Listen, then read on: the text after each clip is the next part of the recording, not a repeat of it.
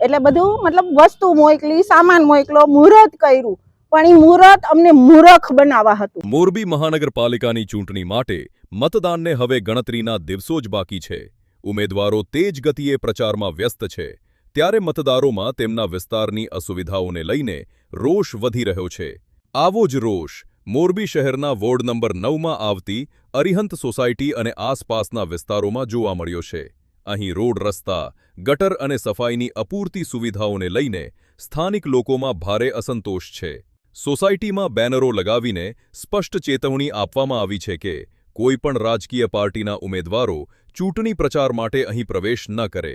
બેનરોમાં લખ્યું છે કે વર્ષોથી પાયાની સુવિધાઓ ન મળતા હવે કોઈને પ્રવેશ આપવામાં નહીં આવે। સ્થાનિક મહિલાઓએ રોષ ઠાલવતા જણાવ્યું કે રસ્તા ખરાબ છે, ગટરો ઉભરાઈ રહી છે, સફાઈની કોઈ વ્યવસ્થા નથી। ચૂંટણી આવે ત્યારે જ ઉમેદવારો આવે છે, પણ સમસ્યાઓનું કોઈ નિરાકરણ થતું નથી। હવે અમે કોઈને પ્રચાર માટે પણ અંદર આવવા દેવાના નથી। વોર્ડ 9માં આ પ્રકારના વિરોધથી ચૂંટણી માહોલમાં નવો વળાંક આવ્યો છે। તમામ પક્ષોના ઉમેદવારો છેલ્લા દિવસોમાં તેજ પ્રચાર કરી રહ્યા છે, પરંતુ અરિહંત સોસાયટી જેવા વિસ્તારોમાં મતદારોનો આ રોષ તેમના માટે ચિંતાનો વિષય બન્યો છે। મતદાન 26 એપ્રિલ 2026 રવિવારે સવારે 7 થી સાંજે 6 વાગ્યા સુધી યોજાશે। સ્થાનિક સમસ્યાઓને લઈને મતદારો કેવો નિર્ણય લેશે તે જોવાનું રહેશે। શું નામ તમારું? ભાવનાબેન આદ્રોજા। આ શેરીમાં અમે 30 વર્ષથી રહી છીએ। આ પ્રોબ્લેમ અમારા 10 વર્ષથી છે।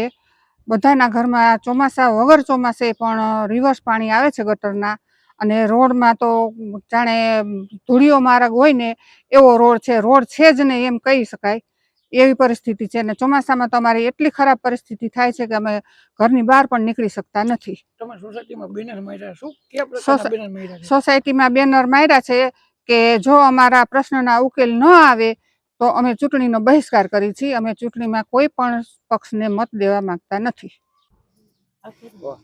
શું નામ છે તમારું? મારું નામ દીપ્તિબેન બુધદેવ। કયો અંકુર વિસ્તાર? અંકુર સોસાયટી, અરિહંત સોસાયટીમાં અમે આવીએ। મારા શેરી મતલબ મારા ઘરથી આગળ ખાલી પ્લોટ, ત્યાંથી આખી શેરી સુધી પાણી ખૂબ ભરાયેલા રહે છે। અંડરગ્રાઉન્ડ ગટરનો કાંઈ નિકાલ જ નથી, અને રોડ તો છોકરાઓ હાલીએ ન શકે અને સ્કૂટર અમે હલાવી ન શકીએ એ પરિસ્થિતિમાં છીએ। આજે 7 થી 8 વર્ષથી આમને આમ હાલે છે।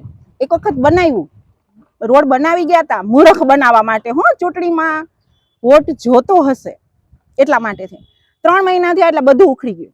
તમે એકવાર આવીને જોવો તો ખબર પડે। જે લોકો પાસે ઓથોરિટી છે, જે સત્તા ઉપર છે, કે જે આનો નિકાલ કરી શકે છે, અમારે એના સુધી અમારી વાત પહોંચાડવાની છે। કોઈ પક્ષ, કોઈ વ્યક્તિગત, કોઈ માટે નહીં, પણ અમારો નિકાલ થાય, અમારી વાતનો ઉકેલ આવે તો જ અમારે વોટ દેવા આવવું છે। બાકી કોઈ અમારી સોસાયટીમાં એક બોર્ડ પહેલા માર્યો છે, એક બોર્ડ છેલ્લે માર્યો છે, કોઈ આવવાનું નહીં। કોઈ પણ પક્ષ હોય મૂર્ખ બનાવવા માટે તો બિલકુલ નહીં। ગયા વખતે થયું હતું એવું, અમે જ્યારે વાત કરી, અમે જ્યારે વાતની રજૂઆત આપી, આવું કરવાની કોશિશ કરી, એટલે બધું મતલબ વસ્તુ મોકલી, સામાન મોકલો, મુહૂર્ત કર્યું, પણ એ મુહૂર્ત અમને મૂર્ખ બનાવવા હતું। હવે આજ વખતે અમારે મૂર્ખ બનવું નથી। સો પ્લીઝ, 8 વર્ષથી હરેક ગટરમાં પાણી ભરાયેલા છે। અમારા ઘરના બાથરૂમમાં પણ પાણી રિવર્સ આવે। હવે મારે કેમ રહેવાનું? ચોમાસામાં